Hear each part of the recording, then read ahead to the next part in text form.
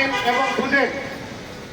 আমরা জানি যে বাংলাদেশে গার্মেন্টস শ্রমিকদের জন্য প্রতি বছর যে ইনক্রিমেন্ট হয় শ্রমিকদের এবং মজুরি বোর্ড গঠন করতে হয় আইন অনুযায়ী, সেই আইন অনুযায়ী একটি মজুরি বোর্ড আমরা দ্রুত গঠন করার জন্য সরকারের কাছে উদাত্ত আহ্বান জানাচ্ছি।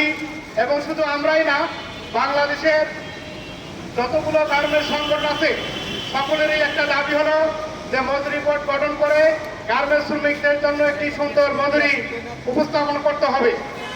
কারণ হলো বর্তমান প্রেক্ষাপটে নিত্য পণ্যের যে সমস্ত দাম বেড়ে গেছে, শ্রমিকদের পরিবার পরিজন নিয়ে চলা খুবই দুর্বিষহ অবস্থা পরিস্থিতি। তারপরে আবার আমরা দেখতেছি শিল্প ঘন এলাকাগুলোতে কোনো কিছু হলেই গার্মেন্টস বাড়ি ভাড়া বাড়িয়ে দেন এবং দ্রব্যমূল্যের ঊর্ধ্বগতিতে আছেই।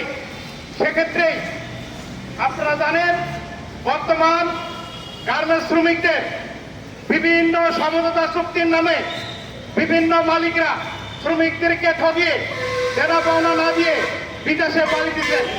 তারা ওই কানাডায়, অস্ট্রেলিয়ায়, বেগমপাড়ায় আরামাইশ করে দিন যাপন করতেছেন ছেলে মেয়েদেরকে নিয়ে।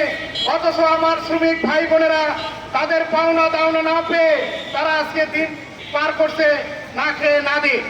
এখনো আমরা দেখছি ডান কম্পোজিটের মতো একটা প্রতিষ্ঠান, সেখানে 10,000 শ্রমিকের এখনো পাওনা দাওনা মীমাংসিত হয়নি।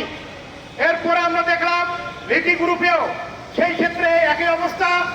এরপর আমরা দেখছি ইউনি ডিজাইন গাজীপুরে, সেখানেও প্রায় 1800 শ্রমিক, সেখানেও সেই শ্রমিকরা পাওনা দানা না পেয়ে রাস্তায় রাস্তায় ঘুরতেছে। এমন তো অবস্থায় একটি আইনের ভাগফর আমরা মনে করি এই 13 ধারা দিয়ে, শ্রম আইনের দোহাই দিয়ে বিজ্ঞান এবং সরকারি দপ্তরের কিছু অসাধু কর্মকর্তারা এই সমস্ত বুদ্ধি পরামর্শ দিয়ে শ্রমিকদেরকে বেকারের দিকে ঠেলে দিচ্ছে, আর এই বেকারত্ব পড়ছে সরকারের ঘাড়ে।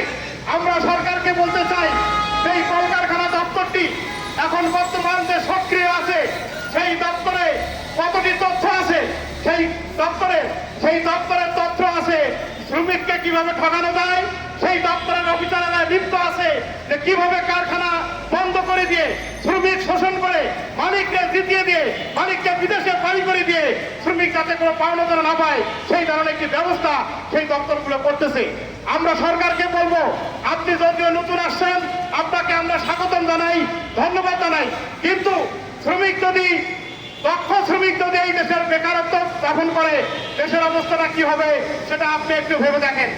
গার্মেন্টস সেক্টর না, এই গার্মেন্টস সেক্টরের উপর নির্ভর করে আরো অন্যান্য সেক্টর। আজকে গাজীপুরে আমরা দেখছি অতিরিক্ত কাজের জন্য এখনো আপনারা সাংবাদিক ভাই বোনদেরকে আমি উদাত্ত আহ্বান করবো, আপনারা গাজীপুরে যান, আজকে অনেক কারখানা খোলা আছে।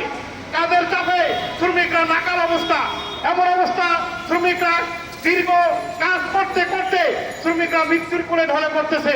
তারপরে কোনো জবাব দিতে নাই, সরকারের কোনো কর্মকর্তাদের কোনো জবাব দিতে নাই। আর যখন একটি দুর্ঘটনা ঘটে তখন সরকারি দপ্তরে যে মিডিয়ার সামনে একটা কথা বলে যে আমরা তো এটা বারবার বলেছি মালিককে, মালিক কোনো কর্তব্য নেয় নাই, কিন্তু সমস্ত কিছু মালিকের উপর দায় দেয়। কিন্তু উনি যে ওই দপ্তরের মালিক, উনি ওই দপ্তরের প্রধান, উনি কোনো দায়িত্ব নেয় না। সেই ক্ষেত্রে বলতে চাই, সরকারকে বলবো, আপনি এই দপ্তরগুলোর প্রধান যারা থাকেন তাদেরকে নিয়ে মিটিং করে তাদেরকে বলুন যে শ্রমিকদের ব্যাপারে অন্তত পক্ষে এই 13 ধারা দিয়ে মালিকরা কি কারণে 13 ধারা দিচ্ছে, মালিকের উদ্দেশ্যটা কি। আরেকটি ঘটনা আমি পরশুদিন দেখলাম, একটি কারখানাতে যাদের চাকরির বয়স বেশি তাদেরকে ডেকে ডেকে জোরপূর্বক রিটার্ন নিচ্ছে এবং তাদের টাকা ব্যাংক অ্যাকাউন্টে পাঠিয়ে দিচ্ছে। কত টাকা কিভাবে দিচ্ছে শ্রমিক জানে না। শ্রমিক যখন আমাদের কাছে এসে বলে তখন আমরা দেখি যে এটা কার উদ্দেশ্য হয়েছে, এটা সরকারি দপ্তরের দোহাই দিচ্ছে মালিকরা, বলছে এটা কলকারখানা বলছে এভাবে দেওয়া যায় এবং দিচ্ছি আমরা আইনগতভাবে। আসলে এই ধরনের ফাঁক পুকুর দিয়ে আমাদের শ্রমিকদের অধিকার থেকে তাদেরকে বঞ্চিত করা হচ্ছে। সেই ক্ষেত্রে আমি বলবো, সরকারকেও উদাত্ত আহ্বান করবো, আজকের এই প্রেস ক্লাবে মানববন্ধনে বাংলাদেশ গার্মেন্টস শ্রমিক ঐক্য পরিষদের যে 6 দফা দাবি এবং প্রধান দাবি হলো জাতীয় মজুরি বোর্ড গঠন করে শ্রমিকদের মজুরি যাতে নির্ধারণ করা হয় এবং যথাযথভাবে শ্রমিকদের অধিকার বাস্তবায়ন করা হয়, সেই আশাবাদ